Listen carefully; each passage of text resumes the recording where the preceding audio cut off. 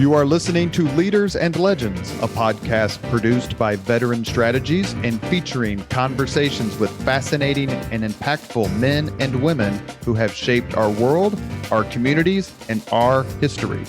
My name is Robert Vane, Principal of Veteran Strategies, and your host for our discussion.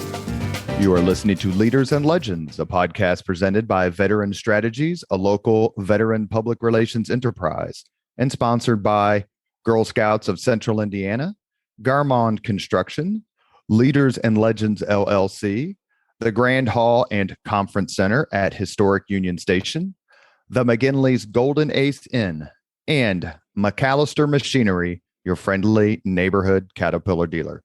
You may find all your sales and rental equipment needs at McAllister.com.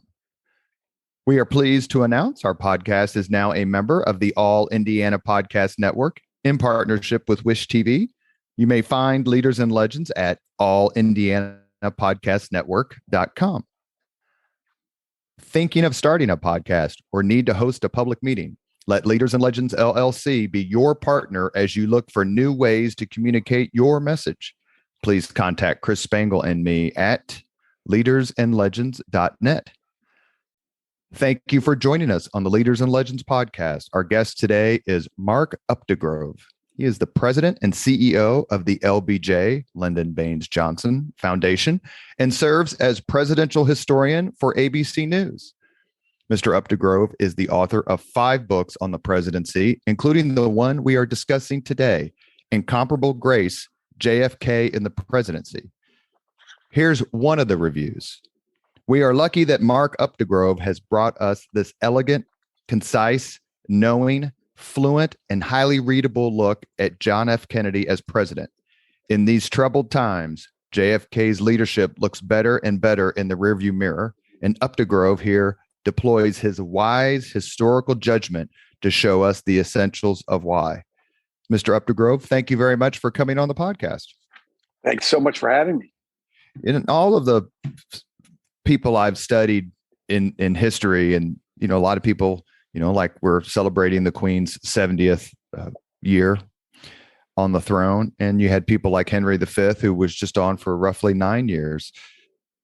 Long, short tenures, but I don't know that anyone packed as much into such a short time as John F. Kennedy did as president. How close or off the mark am I? No, I think you're dead right. It's a very consequential period, as well as being a very consequential presidency. So John F. Kennedy has to react to the crises that play out during the course of his administration, and he does so, I think, on balance, pretty well. But it's not just Kennedy; it's the times he's responding to. Of course, we were at the height of the Cold War during Kennedy's time in the White House. We were escalating our space program with Kennedy's vision to send a man to the moon by the end of the decade. The civil rights movement is beginning to come to a boil, forcing Kennedy to respond. We have the Cuban Missile Crisis that comes out of Cold War tensions, and on and on and on. So this is incredibly tempestuous. And John F. Kennedy is in the middle of it all. It seems that the mark of a true leader is almost like a quarterback. In other words, he or she comes through and does the right things at the biggest moments. How would you grade John F. Kennedy when it comes to some of the biggest moments of his presidency? I'm thinking particularly 3, the building of the Berlin Wall in, I think, 62, the Cuban Missile Crisis in October of 62, and how he approached the conflict in Vietnam. Well, I'll go through each of them. And as far as the Berlin Wall goes, it goes up in August of 1961. And Berlin is perhaps the most dangerous spot in the world. In fact, Nikita Khrushchev, the premier of the Soviet Union, called it just that, the most dangerous spot in the world. Of course, we had the... Didn't he refer to it as forgive me, didn't he also refer to it as the West's testicles? the West testicles, which he was determined to chop off. Just all you have to do is squeeze Berlin, and you make the West howl. Sorry, Mark, go ahead. No, that's exactly right. And of course, Truman faced that with the Berlin airlift when the Soviet Union cut off access to West Berlin, and we were determined not to let that deter us. And Harry Truman ordered the Berlin airlift so that supplies could be rained down on the Berliners in West Berlin.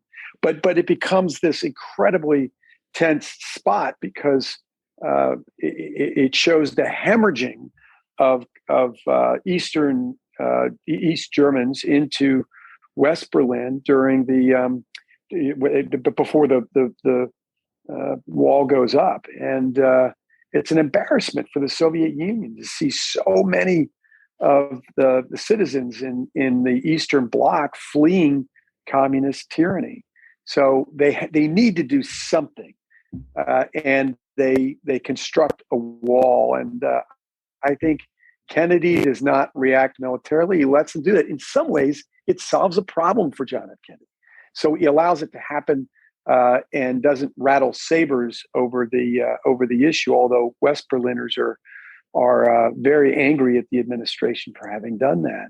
So I'd say I'd give Kennedy high marks on his treatment of that. You mentioned the Cuban Missile Crisis next, Robert, and I would say that you have to give Kennedy high marks there again. He resolves this incredibly tense standoff with the Soviet Union peacefully against all odds. The Cuban Missile Crisis, which occurs, as you said, in October of 1962, over 13 harrowing days, is perhaps the most dangerous moment in humankind, when there was the distinct possibility of a nuclear exchange between the Soviet Union and the United States of America, as the Soviet Union ships Soviet troops and missiles to Cuba, representing the first time that nuclear warheads from the Soviet Union were in the Western Hemisphere, just 90 miles from American shores.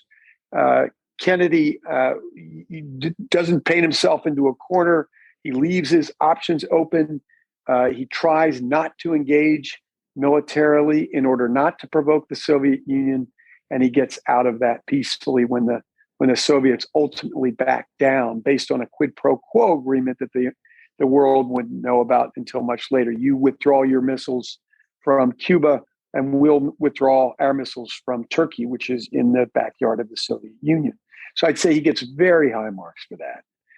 Vietnam, on the other hand, you can't give Kennedy particularly good marks on Vietnam. He decides that we're going to have to stave off communist insurgency in Vietnam, continuing a policy more or less put into place by Eisenhower, setting the stage for Lyndon Johnson, who would escalate it much further. There's a misconception that John F. Kennedy, had he remained in the presidency, would have de-escalated the conflict in Vietnam, but there is no evidence of that whatsoever. And in fact, shortly before he dies, in interviews that he gives in September of 1963, he says that it would be a deep mistake to withdraw troops from Vietnam and subscribe to the domino theory, which suggested if you yielded to communist insurgency in Vietnam, that other nations might fall like dominoes to communism in turn. So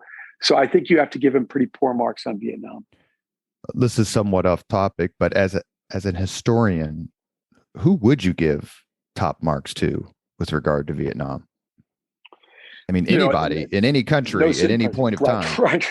Right. Maybe Eisenhower, exactly right. because he didn't, because he kind of resisted in 1954 when Dien Bien Phu collapsed. But I mean, did anyone do the right thing in Vietnam? No, I don't think any of the presidents who oversaw Vietnam when it was really in full swing, that's John F. Kennedy, Lyndon Johnson, and Richard Nixon, would get high marks on our handling of Vietnam. You can't really pin anything on Ford. Ford is left with Vietnam by Nixon and does the very best he can to mitigate disaster, but the die is already cast by that point. And Saigon falls, I think, 75? 1975 in the second year of the Ford presidency. Well, one thing we should say is there's a heck of a lot of people who did the right thing in Vietnam, and that includes one of our previous Leaders and Legends guests, and that is Medal of Honor recipient Sammy Davis, and someone you know who appeared at one of your seminars, and that is Medal of Honor recipient and former Senator Bob Kerrey. So we should never overlook the personal courage of the people who served over there. No, and Robert, it's absolutely disgraceful that so many of those heroes, so many of the men and women called to service in Vietnam were never thanked properly for what they did for our country. When we asked them, ordered them in many cases to go over there, they were simply doing their duty as the commanders in chief asked them to do, and came back to hostile receptions in many cases by the American people, which is disgraceful. That's exactly right. My son did 2 tours in Afghanistan as a combat infantryman in the Army, and how he was received when he came back, at least in terms of the civic reception, is night and day compared to what the people received coming back from Vietnam, and especially the black soldiers, sailors, and Marines who were over there getting shot at by Vietnamese while their families were being shot at and had the dogs turned on them here in the United States. I honestly don't know how they did it, but that's another podcast. We'd love to have you back on to talk about that. Speaking of personal courage, I did some research, did a little more reading on John F. Kennedy's time in World War II. And I have to confess, it was a little more heroic than I thought it was. He almost got killed and suffered injuries that stayed with him for the rest of his life. How did you tackle that in your book? My book covers the presidency with a backstory of John F. Kennedy before he earns the office in 1960. But I would say you'd have to call him extraordinarily heroic in World War II. There is some controversy as to why Kennedy was in a mess in the Pacific to begin with, jeopardizing his ship, which got hit by Japanese destroyers, and his crew, which had to swim to shore. But Kennedy, once the crisis occurs, acts with tremendous courage, and he takes one of his crewmen in his teeth. He takes his shirt in his teeth and literally swims him to shore, ensuring that that sailor is not left behind. So in that instance, John Fitzgerald Kennedy is a profile in courage. Well, he received a Purple Heart and various other medals, and I was a little taken aback by how much he exerted himself to, like a true leader, like a true officer should, save and provide for his crew, for the survivors. His older brother, and they never got it. Yeah, sorry. Yeah, and his older brother was killed late in the war, World War II, when a plane he was flying. I think he volunteered for a dangerous mission, and I think the plane blew up in midair. It wasn't shot down, if memory serves. And John F. Kennedy kind of famously said he went into politics, quote, because Joe died. Do you think that John F. Kennedy would have gone into politics if Joe had lived? Yes, I do. I think there's no question that Joe Kennedy Jr. was the hope of his father in becoming president. Joseph Kennedy Sr. was an extraordinarily ambitious man and had designs on the presidency himself, wanted to be the first Catholic president himself. Those prospects are more or less scrapped when he takes a very isolationist stand at the dawn of World War II, and at a time when he was the U.S. ambassador to Great Britain, and that more or less squelches any chances he has of becoming involved in politics directly himself. But he thrusts those ambitions onto his son, Joe Kennedy Jr., and as you said, Robert Kennedy dies dies in Europe as his plane does indeed explode. And I think his father pins his hope on the next in line, which is John F. Kennedy. So those political ambitions that he had for Joe were transferred to Jack But they also suited Jack. That's the thing that I don't think people realize. Jack Kennedy wasn't drafted by his father. Great point. Jack Kennedy himself wanted to go into politics. As he says, he wanted to be at the center of the action. And in those days, an opportunity, getting into the center of the action, making a real difference in the world, meant in many cases going into politics. We didn't have the abundance of opportunity that we have today. And if you had any ambitions, if you wanted to make your mark on the world, you almost instinctively turned to politics, just as Richard Nixon and Gerald Ford and George Herbert Walker Bush and George McGovern did after serving in World War II. It was almost instinctive that politics was something you would think about if you had ambitions of those sort. That's a great point about it suited him, and his personality came through, obviously, as he moved up the ranks and eventually was elected president in 1960. But along with his dad, Joe Kennedy's ambition and pride in his family and his sons, there was also the crucial element of money. How much money did the Kennedy family have, and how did they spend it, not only to elect, obviously, John, but Bobby and Teddy as well? Well, the Kennedy patriarch, as I mentioned, Joe Kennedy Sr. amassed a fortune, mostly in the banking industry, also in Hollywood, also bootlegging operations during Prohibition. So he was probably one of the 5 wealthiest Americans, and that fortune helped to fund the political ambitions that his sons had, Jack, Bobby, and Ted. So that was enormously beneficial, having that Kennedy war chest that you could draw on to get your sons in politics, an advantage that so many others didn't have. When Hubert Humphrey was battling for the Democratic presidential nomination against Kennedy in 1960, he likened the Kennedys to the equivalent of a Walmart, and he was just a local hardware store.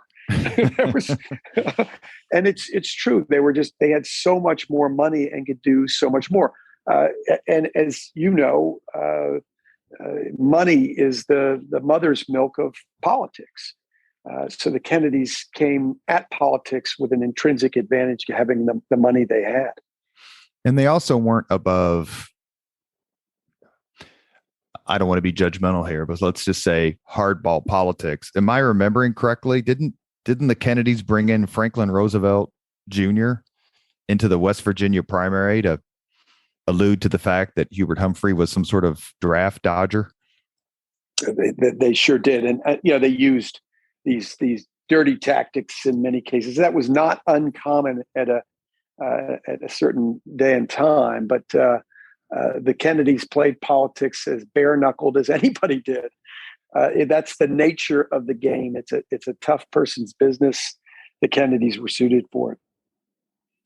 You're listening to the Leaders and Legends podcast. Our guest today is the president and CEO of the LBJ Foundation and historian for ABC News, presidential historian, Mr. Mark Updegrove.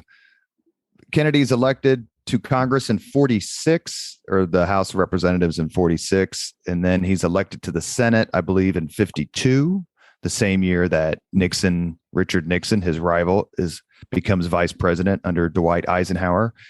How soon do you think, from the time that he started his run for the House of Representatives, did John F. Kennedy set his sights on the Oval Office? Like, that was the ultimate goal, and these are just steps towards that goal.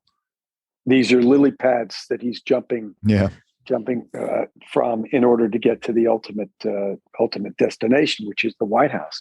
But and no sooner does he become a representative, as you suggest, Robert, in 1946, that he sets his sights on the Senate, which he gains in 52, and then looks at first in 1956. He thinks he could make a run at being the Democrats' vice presidential nominee in 1956. It's a very narrow loss for Kennedy, but he gets national exposure on television, is a very graceful loser in that hunt for the vice presidential nomination, and it's a learning opportunity for Kennedy. Kennedy learns that he can deal with the media really well, that he shows up well on television, and that gives him confidence that he can make a run for the presidency just 4 years later in 1960.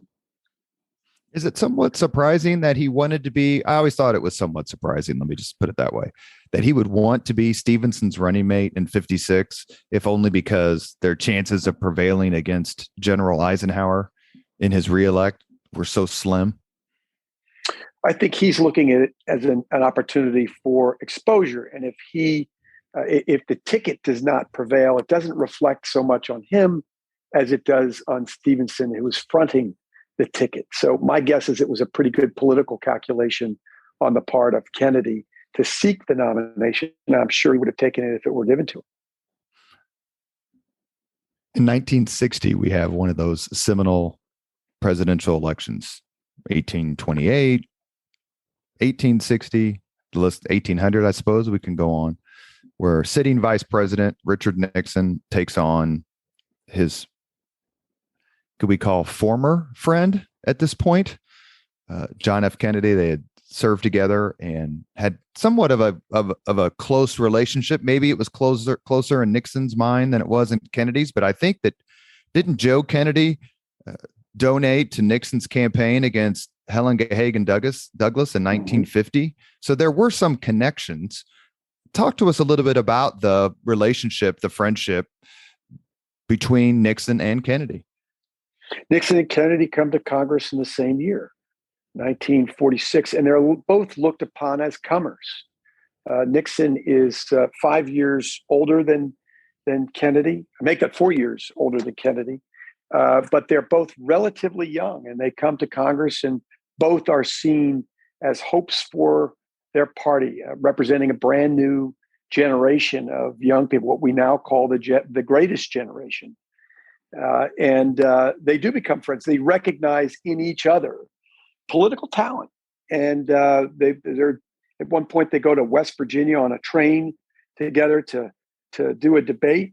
And I think that they flip a coin for who gets the top bunk in the sleeping quarters on the train, or one of the bunks, would it be the top or bottom? I don't remember. And Nixon does win that contest, but the two become, if not friends, very respectful colleagues, knowing that the other is a real comer in his party, is seen as the future, as somebody who's forging the future for his party. How much difference was it? Maybe this is somewhat of a question that reflects more on present day politics, perhaps, but really, when you look at the issues in the 1960 election and the candidates' stances on these issues, how much daylight is between them?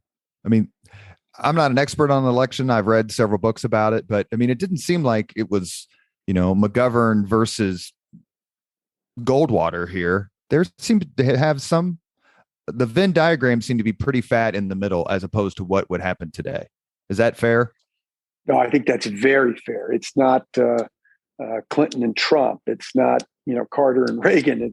There is not much difference between these two presidents. In fact, if you listen or watch the famous Nixon-Kennedy presidential debates in 1960s, the first presidential debates ever in the history of our country, you'll see that there isn't a great deal of difference. To your point, Robert, they come down pretty similarly on most of the issues. Bear in mind that, as I mentioned earlier, that the dominant concern in America is the Cold War. It's around foreign policy. And both men realize you have to take a hard line on the Soviet Union. First of all, because it's politically unwise to do anything but that, but also because there's a real threat of communist aggression at that point coming from the Soviet Union, and to a lesser extent from China. How did Kennedy?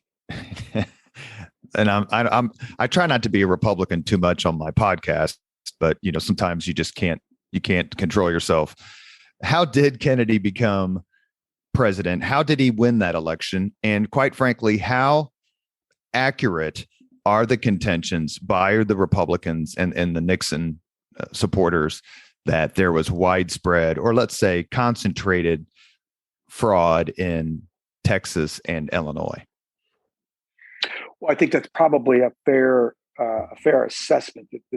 Nixon and Johnson win by 118,000 votes, 0.2 of a percentage point. It is the closest election of the 20th century. That's remarkable. But they prevail. There are voting irregularities in Cook County in Illinois, the county that in which Chicago falls, and in Texas. Texas is sort of legendary for irregularities in elections at that point. Lyndon Johnson was thought to steal the senatorial election of 1948, just as it was stolen from him in 1941. Right. So Coke Stevenson, do I have the name right? Coke Stevenson? Coke Stevenson was LBJ's opponent in 1948, and the election is. I don't think there's any question that there's some voting tampering. But by the way, it just meant that LBJ's campaign stole better than Stevenson's campaign. Yeah, that's right. Stevenson, I think, was the governor, right, or former governor or something. Former governor, Justice Pappy O'Daniel, who was the former governor in 1941, or the incumbent governor in 1941, won the Senate election because he stole, again, much better than Lyndon Johnson did. So there's probably real credence to those claims that there were some vote stealing then. That said, I don't think you can say that has existed much in our history. I certainly don't buy the claims that the election was stolen from Trump in 2020. Our election system has improved markedly since then, and it's far more sound than it might have been in the days of Richard Nixon and John F. Kennedy. Well, I can only slightly add to that, and by saying that for 4 years, I directed the elections for the city of Indianapolis. You're talking 600, 700,000 registered voters. And for someone to steal an election, quote unquote, is impossible. It just couldn't happen unless you hacked into the computer system and changed numbers. And so, what your point about how much different it is today as compared to then is well taken. I read a book called The Age of Eisenhower. I think William Hitchcock wrote it. I read it last year. And you could tell that it got to Eisenhower, this one particular campaign talking point in 1960 that Kennedy hammered home. And that is the missile gap. It's kind of gone down for political historians and geeks like me, and eventually became the credibility gap in the early 70s with regard to Nixon and various other characters. How was Kennedy able to convince the American public that there was a missile gap when, quite frankly, there wasn't? You're absolutely right, Robert. That is a false claim on the part of John F. Kennedy. John F. Kennedy is using a very effective political tactic, fomenting fear that the Soviet Union has gained an advantage in weaponry as I mentioned, at the height of the Cold War. And it allows him to cast blame on the Eisenhower administration, in which obviously Richard Nixon plays a part as vice president. So it essentially rubs off on Nixon as well, that the Eisenhower-Nixon administration has not kept up with the Soviet Union, and they have a weapons advantage over us.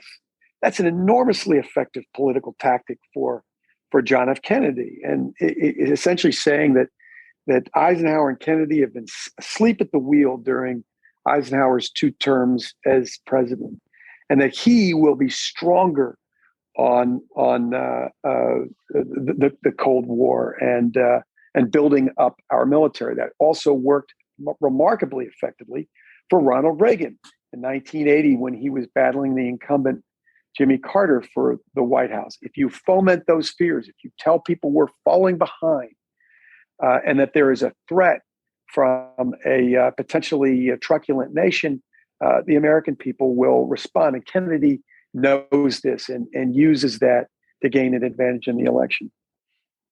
I believe Eisenhower was upset because he didn't feel like he could counter it because of national security. So it just kind of sat out there. That's absolutely right. And in fact, we had an advantage over the Soviet Union, 9 missiles to 1. For every one missile the Soviet Union had, there were 9 that we had. But I think it was easy to stoke those fears to some degree, because we have to bear in mind that 3 years earlier, in 1957, the Soviet Union launched Sputnik, which was the first spacecraft, and it orbited the Earth, and you could actually see it in certain places. And we are really worried that the Soviet Union is going to put weapons in space, and that essentially becomes the catalyst for our space program, NASA, and to getting astronauts into space and ultimately to the moon. And Kennedy is certainly a champion of that effort. You are listening to Leaders and Legends, a podcast presented by Veteran Strategies, a local veteran public relations enterprise, and sponsored by Girl Scouts of Central Indiana, Garmond Construction, Leaders and Legends LLC, the Grand Hall and Conference Center at Historic Union Station, the McGinley's Golden Ace Inn, and if you go there, it's the oldest Irish bar in the city of Indianapolis, and there are several pictures of President John F. Kennedy. And McAllister Machinery, your friendly neighborhood Caterpillar dealer. Our guest is the author of Incomparable Grace, JFK and the Presidency, Mr. Mark Updegrove, who is the president and CEO of the Lyndon Baines Johnson Foundation. He also serves as presidential historian for ABC News. Let me read another review of Mark's book.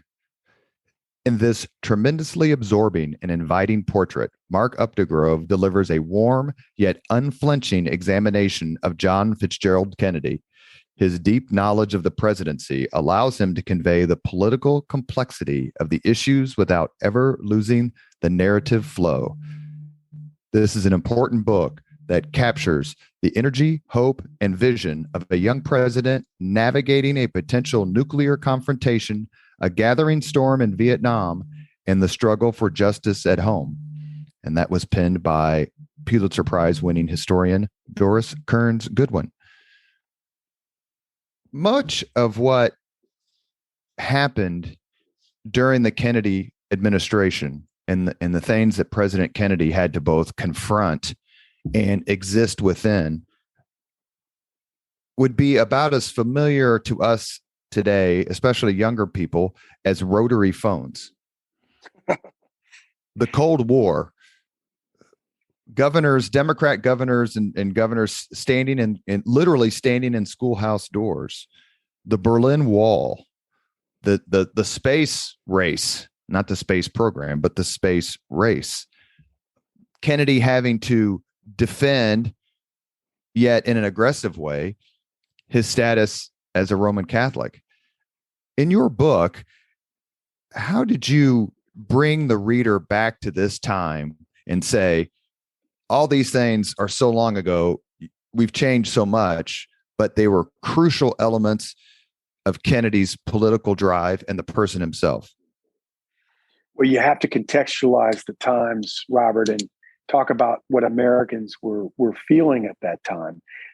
You talked about the Cold War. Again, that is the dominant geopolitical issue. We are divided as a world into 2 spheres, whether you're on the communist side, which is represented by the Soviet Union and China, which are both of which are very aggressive, and the American side. We had our allies, of course, coming out of World War II, our NATO allies, but we're battling for hearts and minds across the world at that time. But the nuclear sabers rattle between the Soviet Union and the United States.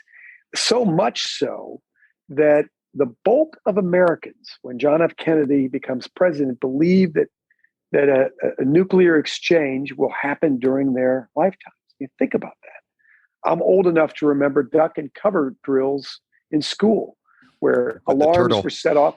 Exactly. And and you would hear an alarm go off, and you were told to get under your desk and to protect your head. Now, I don't think that would have been effective in the case of a nuclear launch, but that's what you were told to do. We remember backyard bomb shelters being built by families who would flee to them in the case of a nuclear attack. This was very much a part of the zeitgeist and the culture of that day. The very fact that the aggressive and truculent Soviet Union was coming out to get us, that communism would spread like a virus, like a disease, a cancer across the world, and could potentially invade our shores, or that a nuclear explosion could happen. And these were as much a part of the times as as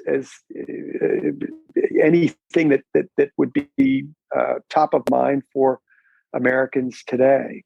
Bear in mind too that you also had politicians, opportunistic ones, stoking those fears, like John F. Kennedy. The Republicans had done the same thing 12 years earlier when China fell to communism, and Republicans accused Democrats of losing China.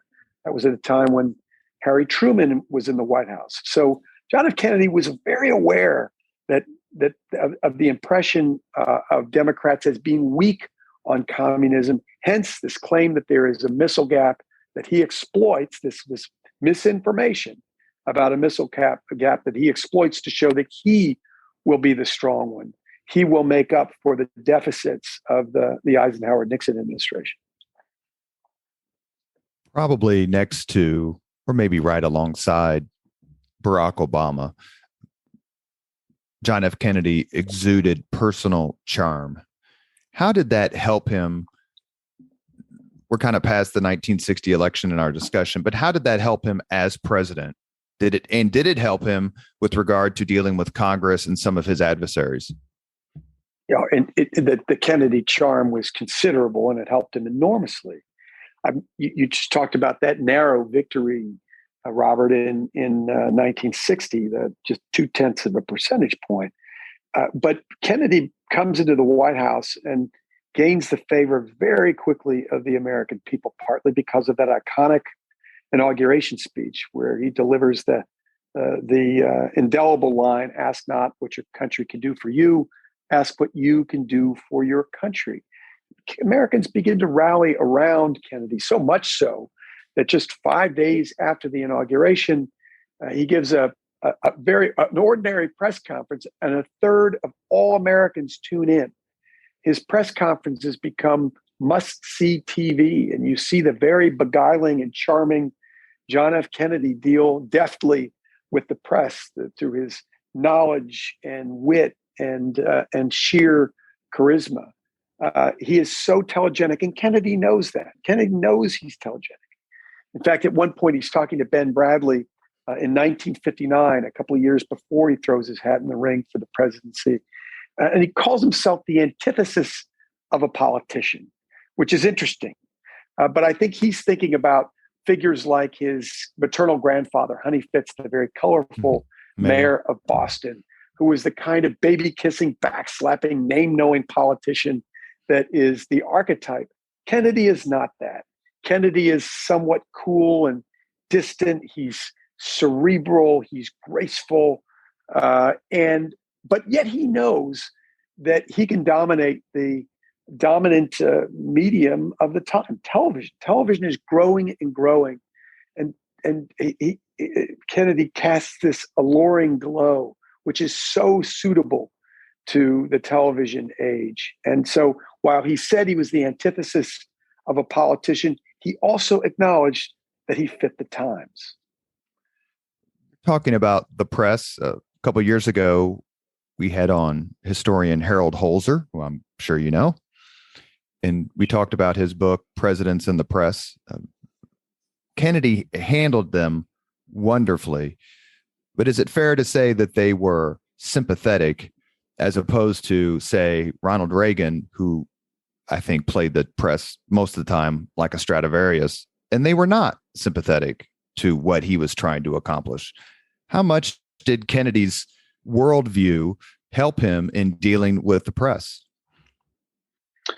I think that, again, we were enmeshed in this Cold War with the Soviets. That was waning by the time that Reagan took office in 1981. And I think you could see the press. Kennedy had an often adversarial relationship with the press, as most presidents do. Kennedy looked at the New York Times and the Washington Post and other newspapers every single morning. It was the first thing he did. And he read with great interest how the press was covering his administration, because he knew the power of image. And he did try to play the press, but when it didn't go his way, he could be pretty thin-skinned. Lyndon Johnson, his running mate, once said when he was president, if I walked across the Potomac, the headline in the next morning's Washington Post would read, "President can't swim." And so, but was the press favorable to Kennedy? The answer is probably yes. He did beguile them. He did charm the press, just as he did the American people. One thing, and you don't flinch from this in your book, and it's become a bit of a fascination among people who study this time period, and that is the president's extramarital activity. How did you approach it in your book? And why do you think, as Ben Bradley flat out admitted, they protected him, the media protected him on this issue and didn't expose what he was up to, even though they knew it or claimed to know it? Sure. There was a code in the media at that time, which is that you didn't cover a politician's womanizing or drinking if it didn't affect their duties to discharge the office that they held. Walter Cronkite, I quoted in my book, as saying just that. Ben Bradley claims that he didn't know that Kennedy was womanizing. My guess is that Ben Bradley might have been one of the few in the press corps who really did, because he had a very deep personal relationship with Kennedy.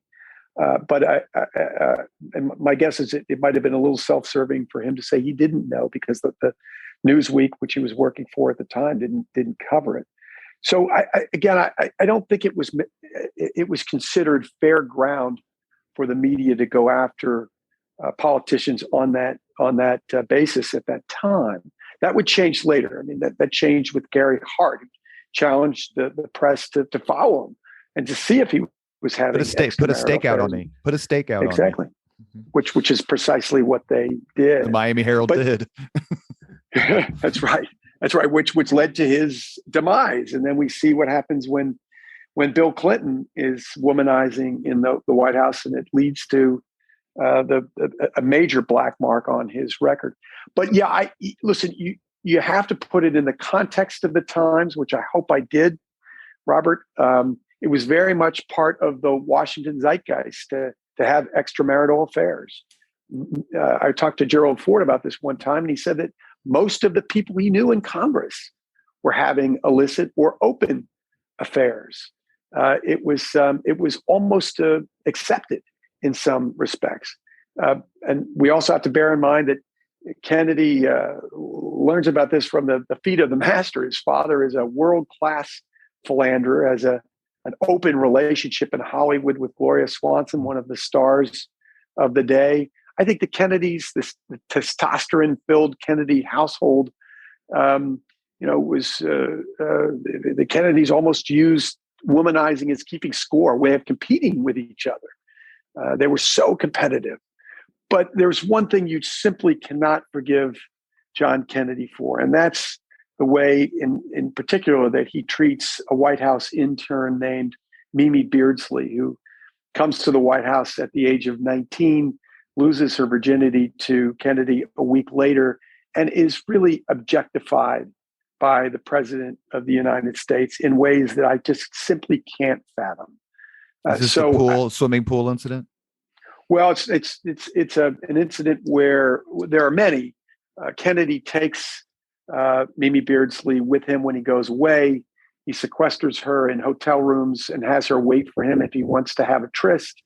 He also asks her to perform a sexual act on one of his aides. I mean, you simply can't excuse this. This is absolutely abominable behavior from the President of the United States.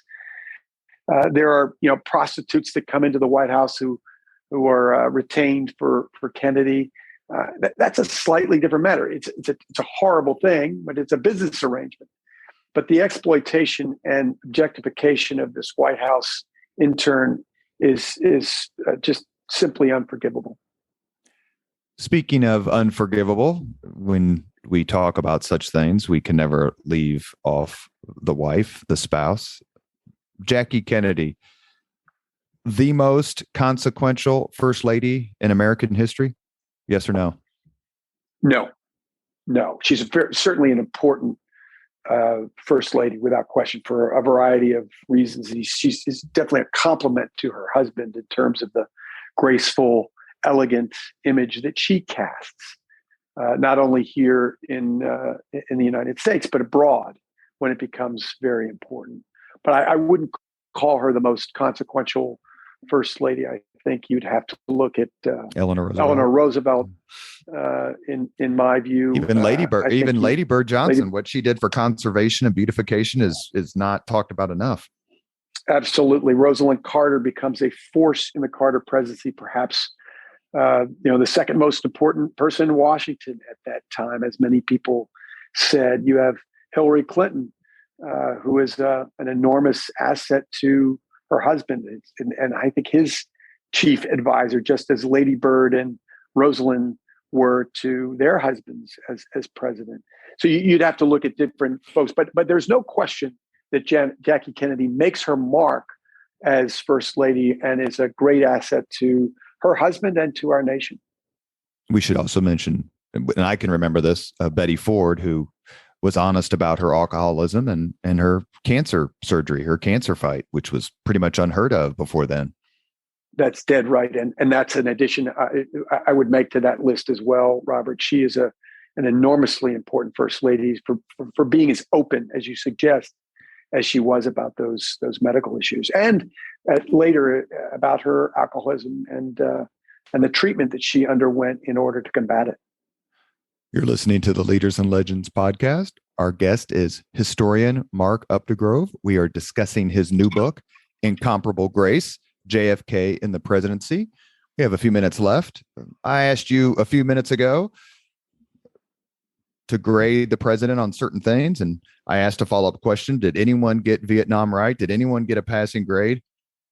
But when it comes to the civil rights movement of the late 50s and the 60s, why did these presidents, and I know you know about all three I'm going to mention, Eisenhower, Kennedy, Johnson, how did they handle civil rights? And why it always seems to me, at least until Johnson comes on, that Eisenhower and Kennedy were willing to take one step, but they weren't willing to take two steps, or they did something publicly, but privately they almost undermined it.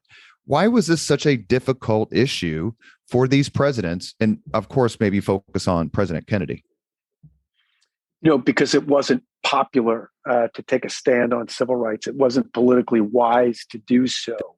And so both Eisenhower and Kennedy, at least in the early years of his presidency, react to civil rights rather than act on civil rights. JFK is associated with the fruition of civil rights and would later become an icon in the Black community after his assassination.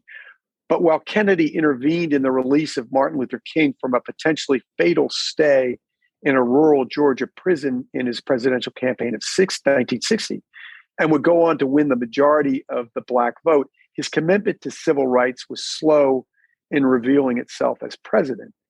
The majority of Americans didn't see the urgency in pushing civil rights, and neither did Kennedy nor Eisenhower, who were far more interested in foreign policy and saw the civil rights movement's exposure to the ravages of racial prejudice as tarnishing America's image abroad as we battled for the moral high ground in the Cold War. It was hard to say that we were a better system when we were subjugating a large swath of our population. So as I mentioned, Kennedy didn't act on civil rights as much as he reacted, though he finally stepped up on civil rights by calling civil rights a moral issue and proposing the Civil Rights Act, banning racial segregation. He exercised little political muscle in attempting to pass the bill, which had languished upon his assassination. So you can give Kennedy credit for addressing the American public and elevating it to a moral issue, which becomes an inflection point in the civil rights movement. But you could fault him for not being as aggressive as he might have been in the cause of racial justice. And that the point you made is one that I've read in several books, and that is the importance of the civil rights movement in the context of the Cold War struggle, especially the rhetorical struggle against the authoritarian communist Eastern Bloc.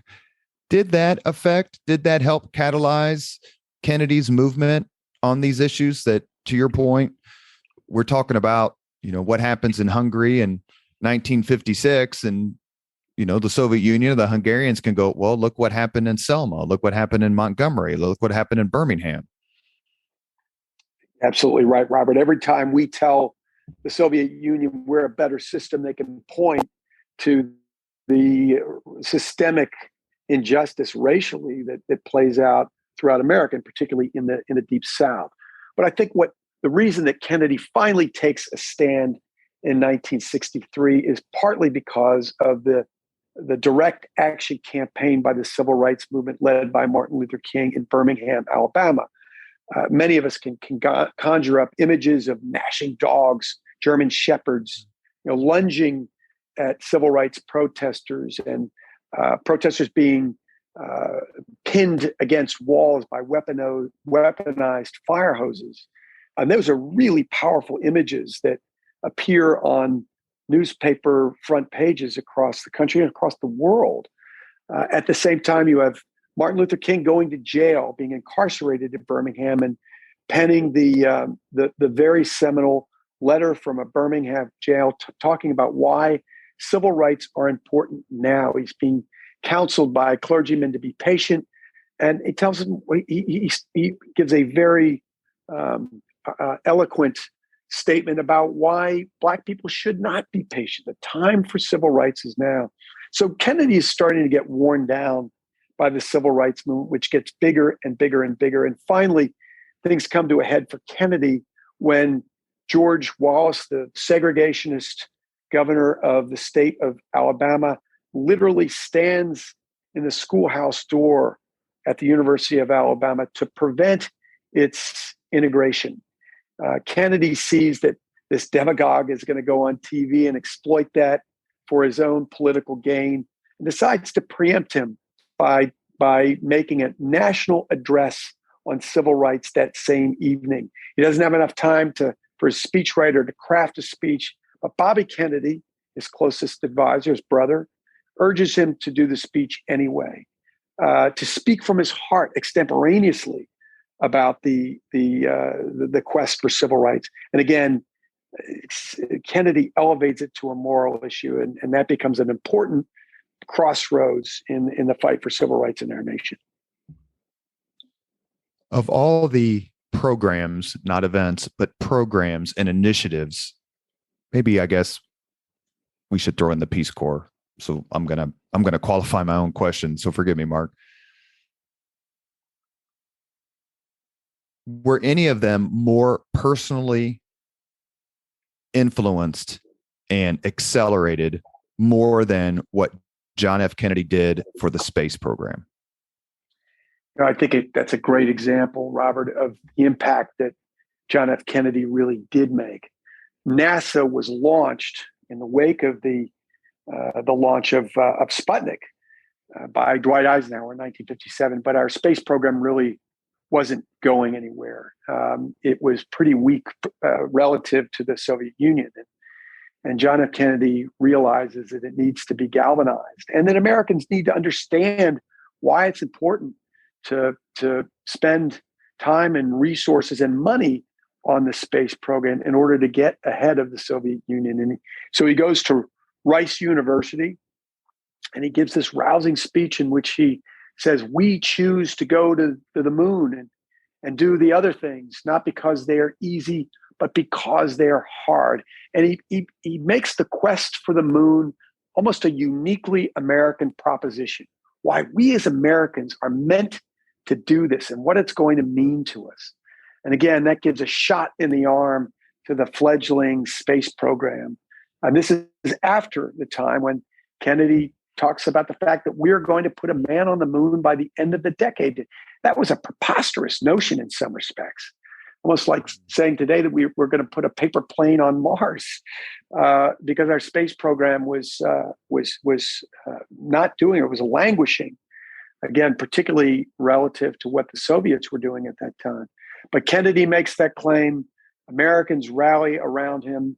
And as we all know, we end up putting men on the moon in June of 1969, right before the end of the 1960s. A past guest on the Leaders and Legends program, and someone I quite frankly still to this day can't believe I got to talk to for about an hour and a half, is Secret Service agent Clint Hill. He came on the podcast and we had a strong discussion, not only about his career, but obviously November 22nd, 1963. As a historian, how do you approach that day and its aftermath? And what were your conclusions? I don't deal much with November 22nd, 1963 in the book, except to say that Kennedy was shot and ends up dying shortly thereafter.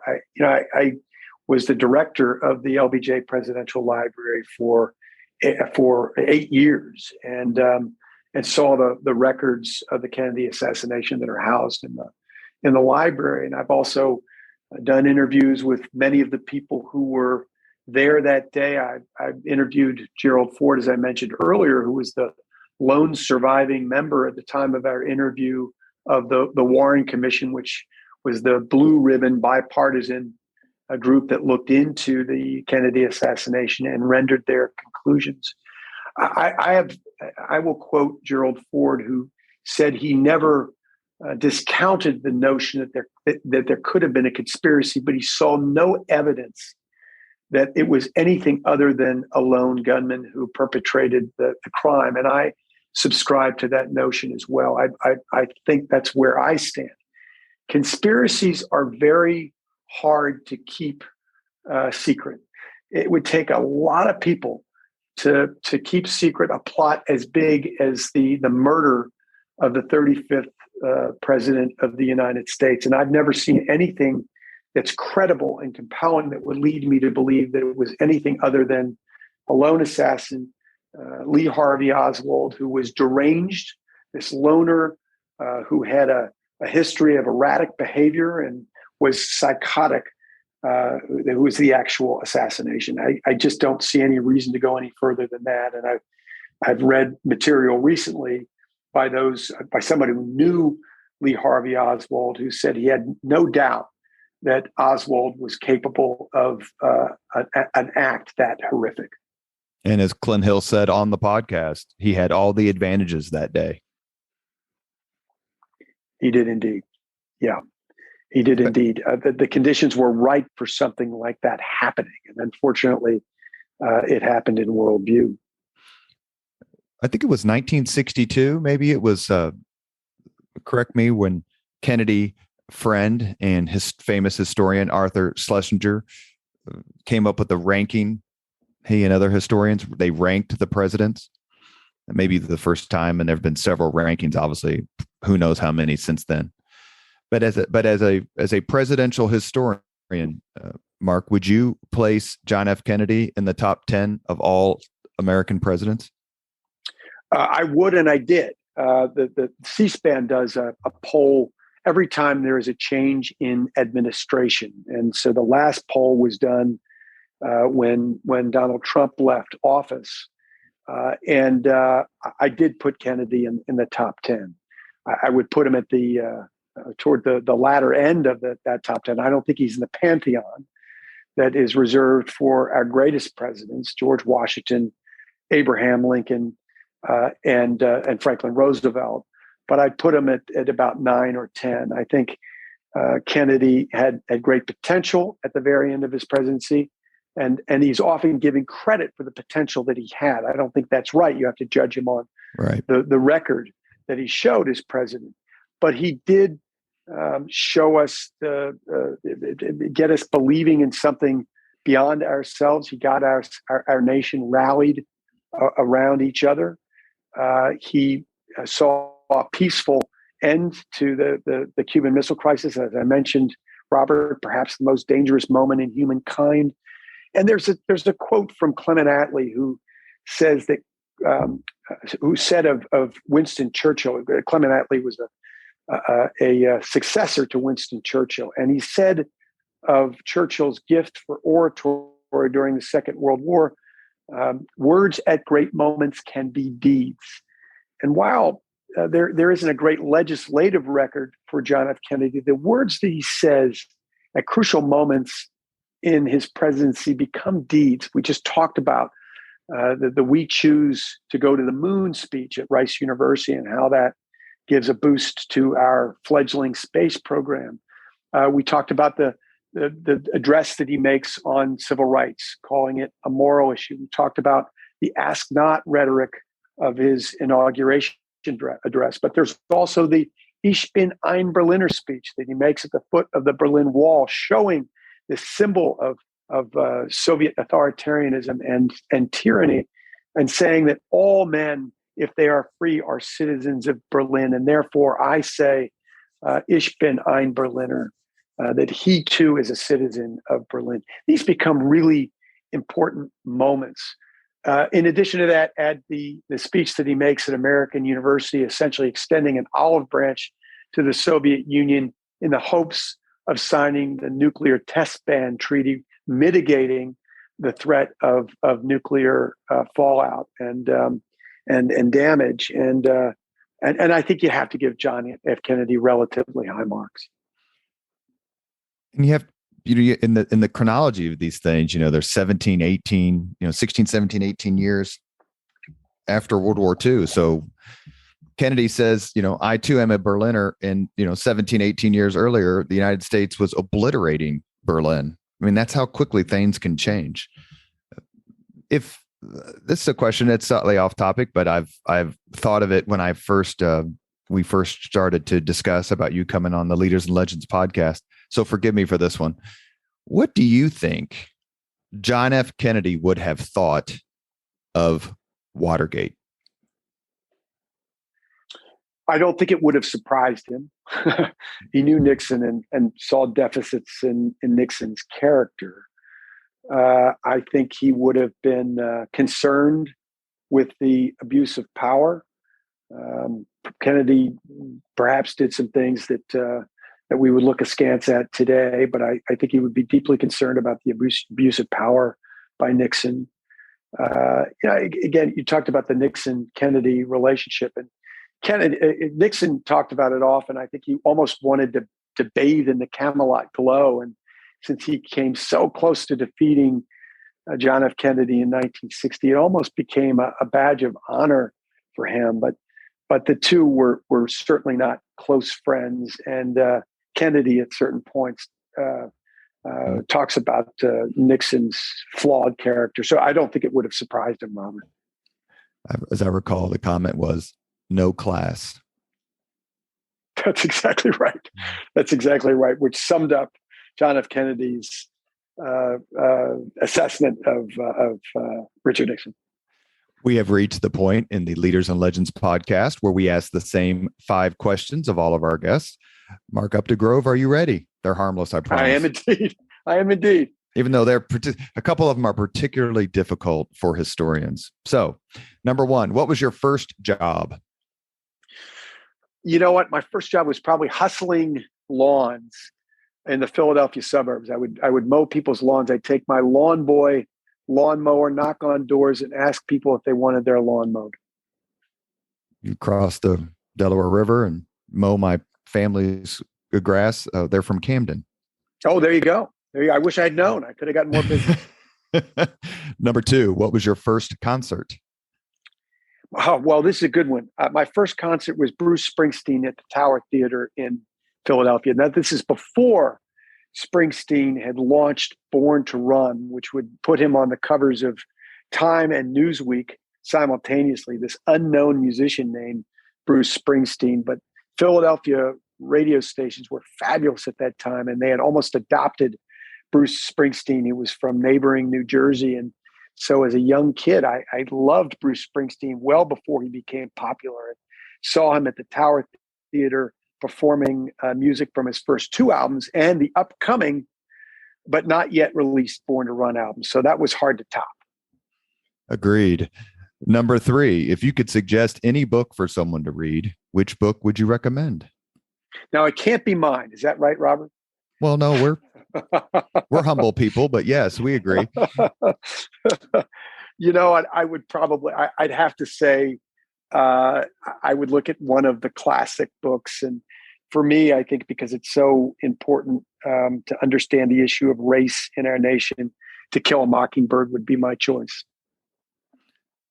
Number 4, if you could witness any event in history, be there in person as it happens, which event would you choose? Well, probably sitting in on the Continental Congress when the Declaration of Independence is hammered out. I mean, how can you not want to hear what's going on in the minds of our founding fathers as they're plotting their independence from Great Britain? Last question, and this is maybe a little different for you because you've probably had dinner with so many amazing people, but if you could have dinner with anyone living today, 2 hours off the record, just to chat, whom would you choose? I have to tell you, I have been so lucky in the people that I've had dinner with. I've hosted 6 presidents and have been very lucky to interview 7. I would say at this moment in time, it would have to be Vladimir Zelensky. I think what he has done in showing Churchillian resolve in fending off this Russian invasion is nothing less than heroic. I would be shocked if Time magazine, for whom I once worked, didn't name him its Person of the Year at the end of the year. And I think he will be heralded as one of the heroes of our time. You have been listening to Leaders and Legends, a podcast presented by Veteran Strategies, a local veteran public relations enterprise, and sponsored by Girl Scouts of Central Indiana, Garmon Construction, Leaders and Legends LLC, the Grand Hall and Conference Center at Historic Union Station, the McGinley's Golden Ace Inn, and McAllister Machinery, your friendly neighborhood Caterpillar dealer. Our guest today has been Mark Updegrove. He is the president and CEO of the LBJ Foundation. He also serves as presidential historian for ABC News. He must have got hired instead of me. Mr. Updegrove is the author of 5 books on the presidency, including the one we have been discussing, Incomparable Grace, JFK in the Presidency. Mark, as I said before we started the podcast, you are living the life that I am incredibly jealous of. You get to meet all these amazing people. You've written terrific books, and we just love your work, and we're very, very grateful for your time today.